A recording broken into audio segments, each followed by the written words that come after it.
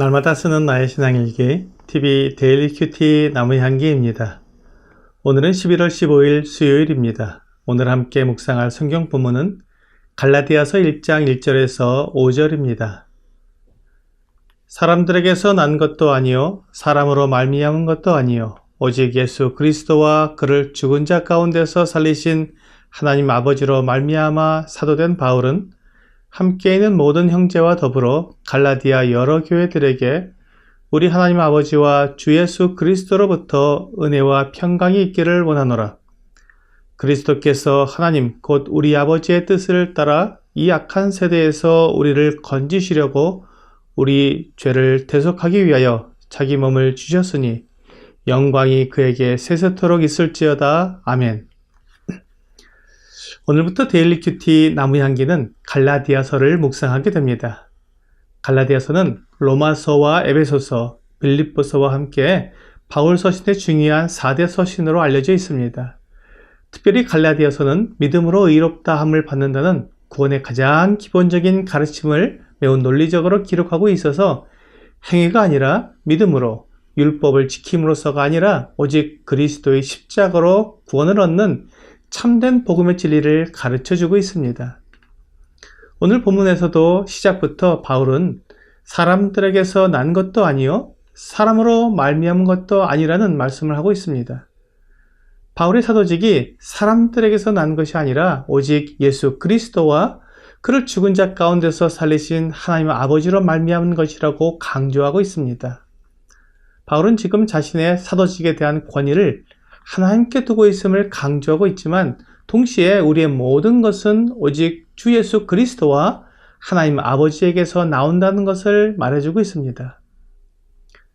우리 주 예수 그리스도는 십자가에 달려 죽으신 하나님의 아들이십니다.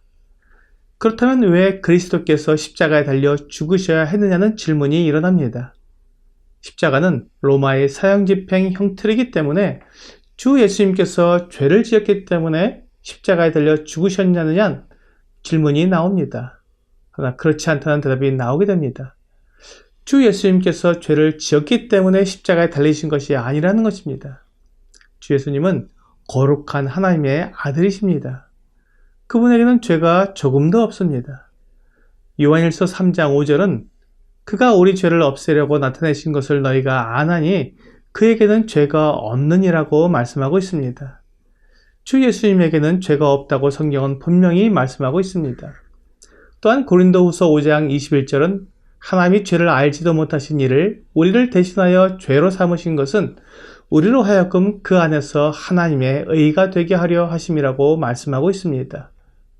주 예수님은 죄가 없으실 뿐만 아니라 죄를 알지도 못하신 분이십니다. 그런데 그렇게 죄도 없으시고 죄를 알지도 못하신 주 예수님께서 십자가에 달려 죽으신 것은 우리의 죄를 없애려는 것이었으며 우리로 하여금 그분 안에서 하나님의 의가 되게 하려 하심입니다. 즉, 주 예수님이 죽으심으로 우리 죄가 없어질 수 있게 되었고 더 나아가 하나님 앞에서 의롭게 될 수 있다는 것입니다.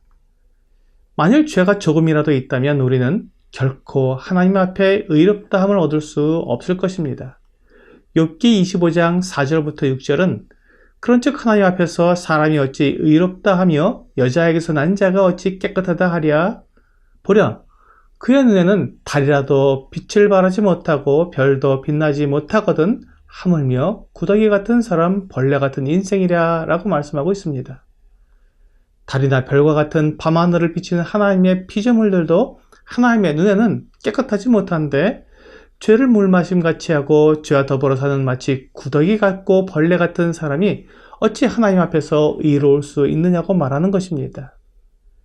그런데 사람이 의롭게 될 수 없다면 어떻게 구원을 받을 수 있겠습니까? 사람이 지은 죄를 용서받을 수 없다면 그는 영원히 꺼지지 않는 불못인 지옥에 던져지고 영원히 멸망할 수밖에 없습니다. 이것이 사람이 가진 문제입니다. 그가 알고 죄를 지었든 모르고 죄를 지었든 하나님의 거룩한 법 앞에 죄인으로 드러난다면 그는 심판을 받아 영원한 형벌을 받게 됩니다. 이것이 모든 사람의 운명입니다. 여기에는 단 한 사람의 예외도 없습니다.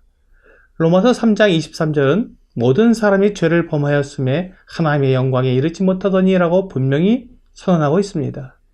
하나님의 이 어미하신 말씀 앞에 아무도 핑계하지 못합니다. 사람은 죄 가운데 태어났을 뿐만 아니라 스스로 죄를 선택한 존재이기 때문에 아무도 자신의 멸망에 핑계할 수 없습니다. 하나님께서 모든 사람들에게 하나님을 알만한 것을 주셨습니다. 로마서 1장 19절과 20절은 이는 하나님을 알만한 것이 그들 속에 보임이라 하나님께서 이를 그들에게 보이셨느니라. 창세로부터 그의 보이지 아니하는 것들 곧 그의 영원하신 능력과 신성이 그가 만드신 만물에 분명히 보여 알려졌나니 그러므로 그들이 핑계하지 못할지니라 라고 말씀하고 있습니다. 사람들은 알지 못했다고 핑계하지만 하나님은 사람들이 알려고만 했다면 알 수 있도록 다 보여주셨다고 말씀하십니다. 그래서 아무도 핑계할 수 없습니다. 그러므로 내 죄를 용서받지 못하고 하나님 앞에 서게 된다면 그가 받을 영원한 형벌은 결코 피할 수 없게 됩니다. 그래서 하나님께서 우리 사람들을 위해 준비하신 하나님의 구원 방법이 복된 소식이 됩니다. 나와 같은 죄인이 어떻게 하면 이 영원히 멸망받을 운명에서 빠져나올 수 있겠습니까? 내 힘과 노력으로는 불가능하지만 하나님께서 그 길을 마련해 주시면 가능합니다. 이렇게 사람을 구원하기 위해 준비해 주신 하나님의 구원의 방법이 바로 우리 주 예수 그리스도이십니다. 오늘 본문 4절에서 그리스도께서 하나님 곧 우리 아버지의 뜻을 따라 이 악한 세대에서 우리를 건지시려고 우리 죄를 대속하기 위하여 자기 몸을 주셨으니 라고 말씀하고 있습니다. 우리가 속한 세대가 악한 세대입니다. 하나님을 대적하고 하나님의 원수가 된 사람들 사이에 우리가 있는데 그 원수된 우리를 건져내기 위해 우리의 죄를 대속하는 것이 필요하다는 것입니다. 대속이란 대신 값을 치른다는 말입니다. 주 예수님께서 대신 죄값을 치르기 위해 자기 몸을 주신 것입니다. 이것이 하나님의 구원 방법입니다. 이 외에 다른 방법은 없습니다. 오늘의 적용 질문을 보겠습니다. 이 악한 세대에서 건진받기 위해 나에게 필요한 분은 누구입니까? 나 스스로 나를 죄에서 건져낼 수가 없습니다. 또한 다른 그 누구도 나를 죄에서 건져낼 수가 없습니다. 오직 나를 만드시고 나에게 생명을 주신 하나님만 하실 수 있습니다. 그래서 하나님께서 그 아들 예수 그리스도를 나를 위해 보내주신 것입니다. 그리고 주 예수님은 나를 위해 자기 몸을 내어주셨습니다. 오늘 나의 죄를 용서받기 위해 필요한 분은 오직 주 예수님 한 분뿐이라는 것을 알고 주 예수님께서 나를 위해 죽으신 것을 믿어 모든 죄를 용서받기를 주 예수님의 이름으로 기도합니다.